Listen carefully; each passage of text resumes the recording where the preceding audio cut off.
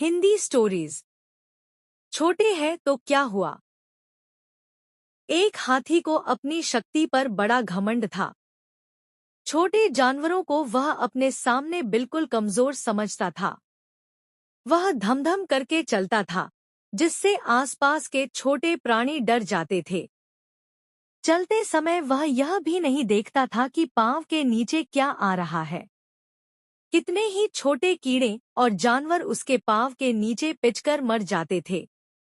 वह अक्सर पानी पीने के लिए जंगल के पोखर पर आया करता था। फिर सूंड में पानी भरकर तेजी से उछलता था और जोर से चीखता था। उसकी धमधम चाल से रोज कई मेढक उसके पांव के नीचे दबकर मर जाते थे। एक दिन एक बूढ़े और अनुभवी मेढक ने हाथी को प्यार से समझाया, अरे भाई, तुम रोज यहाँ पानी पीने आते हो और हमारे कई भाइयों को चोट पहुँचाते हो। तुम नीचे देखकर क्यों नहीं चलते? हम छोटे जरूर हैं लेकिन हमें भी चोट लगती है। हाथी ने चिंघाड़ कर कहा, तुम जैसे कीड़े मकोड़ों का ध्यान रखना मेरे बस की बात नहीं। तुम तो मेरे नाखून के बराबर हो। दो चार मर भी गए तो क्या फर्क पड़ता है। बेचारा बूढ़ा मेढक उस घमंडी हाथी से क्या कहता। वह चुप हो गया।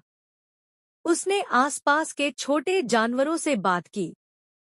पास के एक बिल में कुछ चूहे रहते थे।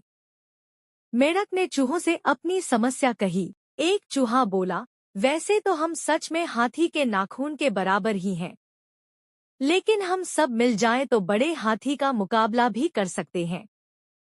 चूहे पोखर के आसपास के मच्छरों को जानते थे। उन्होंने मच्छरों से बात की तो वे भी उनका साथ देने के लिए तैयार हो गए। सबने मिलकर एक सेना तैयार की। अगले दिन जब हाथी आया तो सब पहले से तैयार थे। जैसे ही हाथी ने अपनी सूंड नीचे की, एक चूहा उसकी सूंड से चिपक गया। हाथी चौंक गया। तभी दूसरा चूहा सूंड पर उछलकर सीधा आंखों तक पहुंच गया और काटने लगा। हाथी चिल्लाया और तभी मच्छरों की पूरी सेना उस पर टूट पड़ी। हाथी की समझ में नहीं आ रहा था कि क्या हो रहा है। वह भागने लगा और मच्छर उसके साथ उसके पीछे पीछे उड़े।